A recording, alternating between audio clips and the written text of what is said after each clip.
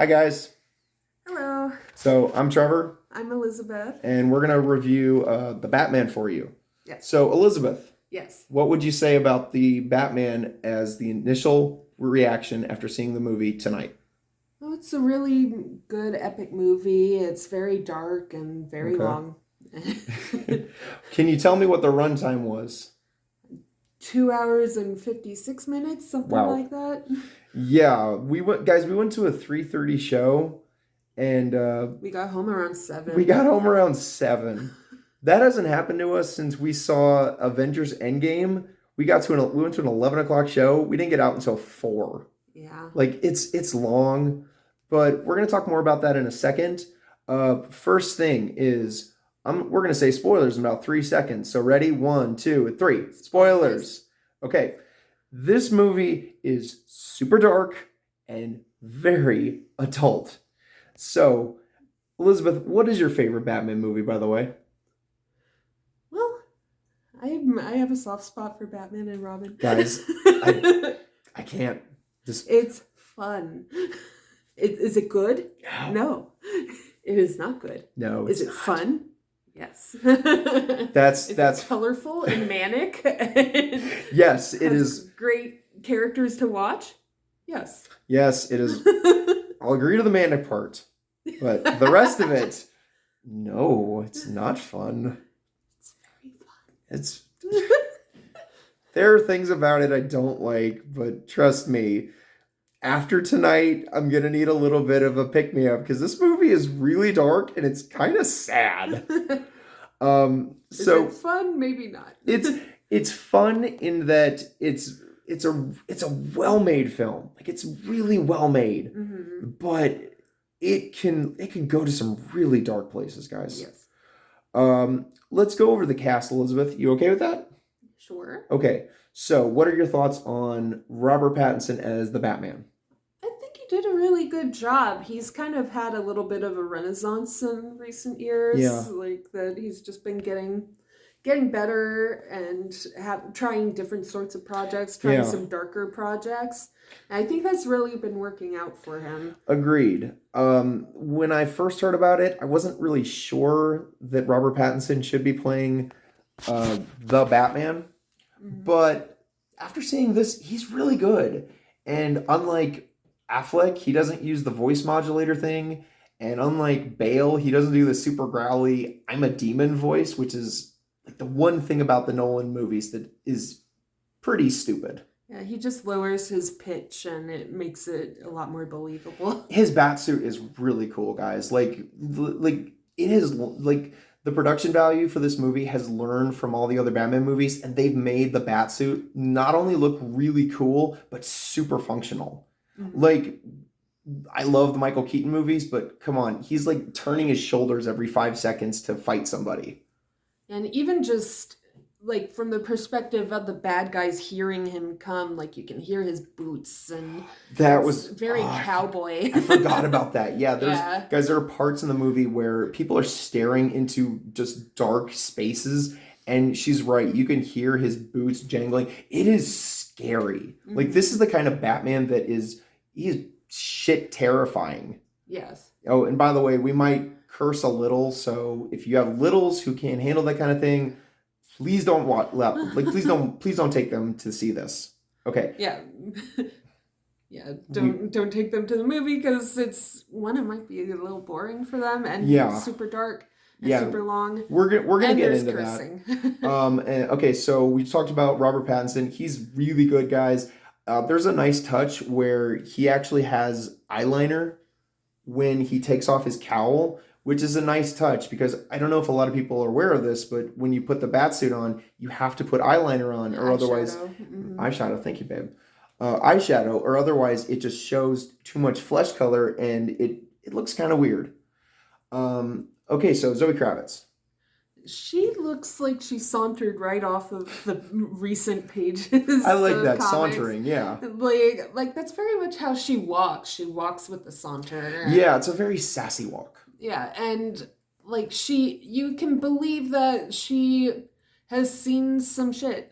Yeah, that's true actually. She gives a good gritty performance. It reminds me a little bit of if you're familiar with comic book guys, I'm gonna drop some titles throughout this video. So if you want recommendations, pick up any of the books I reference. The Ed Brubaker, Darwin Cook run of Catwoman, she definitely picks up the vibe from that. This is the kind of Selena that has seen some shit and she is gonna fight you for it. This is a very aggressive kind of Catwoman, which I really like, but it's not the Burton movie where it's more supernatural. Yeah, she in the Burton movie, she literally comes back to life. Yeah, and it kind of plays with her psychosis in that movie. This movie is very much about she's driven, like she and Bruce Wayne have a very shared sense of vengeance and bonding through their family tragedies. Like she loses her mother, he loses his parents. By the way, I'm gonna get into this really quickly. This is the first Batman movie I've seen in a long time that doesn't have the Waynes shot on camera. So thumbs up, Matt Reeves. You learned how to not do something that's a trope. Mm-hmm. Okay. Okay. Colin Farrell. I wouldn't have known that was Colin Farrell. I know, right? If Like I didn't already that's know. super amazing. That we had no idea, but he just disappears into that makeup. If it's all prosthetics, like it looks really natural. Yeah, bravo. And yeah, he really disappears into that character in a good way. Andy Serkis is Alfred. I mentioned this to Elizabeth off camera. I would have liked to have seen a little bit more of Andy Serkis as Alfred. You don't learn a lot about him. He knows how to decipher codes, and he's familiar with how the bat cycle works. He's in the Bat Cave, but he doesn't really involve himself with things. Yeah, that could be where if they do a sequel, they could go more into his character and what he can do. Yes. Paul Dano as the Riddler. Yes. Yeah, he was very scary. He was guys, when you hear that Paul Dano actually couldn't sleep for days and that he was like legitimately scared of himself, he is very terrifying. Like this is the kind of Riddler that relies on psychological warfare. This is the kind of guy who terrorizes people in their homes. He doesn't have the jumpsuit. He doesn't wear the suit with the question marks all over himself. He looks like he's going to break into your home and kill you. He's a terrorist. Yes, he is a terrorist. And this movie does use cyber terrorism and militia tactics, and I definitely get the feeling that they're making a statement about those kind of things in our world today, which is topical. And something I did like in the movie is that they used more social media, and they used a lot more of the media outpost than more recent Batman movies have. Yeah. Like they didn't use Twitter. Thank God they didn't use Twitter. I didn't really notice if they used any actual platforms or not. I don't think they did, and thankfully they didn't make any up, because that's something I don't like, is when they make up a fake platform or something. It's like, guys, you don't have to think we're stupid.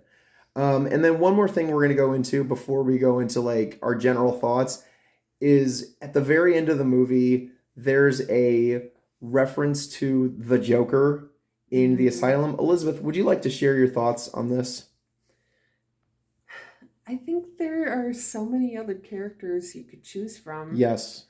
And we already have an semi-active Joker, but we already have a semi-active Batman. And so like the DC universe, cinematic universe, whatever they call it. Yeah. The DCEU. Yeah, the DCEU, They have really experimented at having multiple versions of the same characters. And I think that's okay, but then you kind of have to follow what it is in what universe. Agreed. And to have yet another Joker, and I do think it's cool you can see his face is a little messed up, but you can't really see. That was a nice touch. Yeah, like he looked a little scary, but he was just out of view. He was in the shadows. Yeah. Like it lends some mystery, but Guys, we have so many Jokers.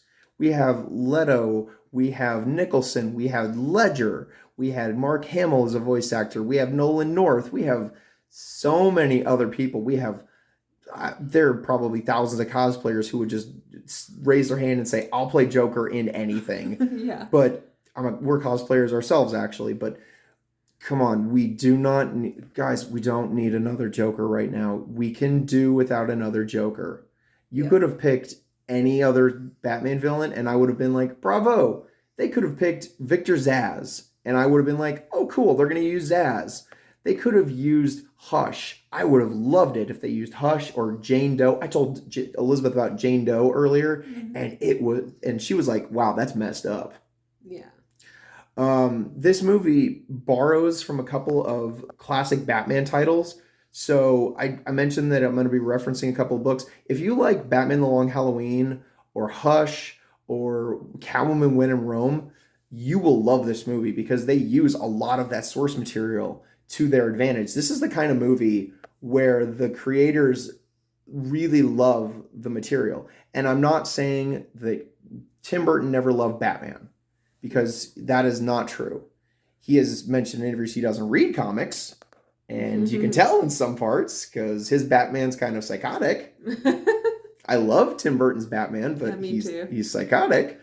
But I really enjoyed how this is a more fleshed out, more rounded Batman. He actually goes through personal crises. He actually comes out a better person. Let's do one more thing, Elizabeth. Let's mention our ratings. So on a scale of 1 to 5, 1 being god awful and 5 being this is amazing, go see it now, what would you give The Batman?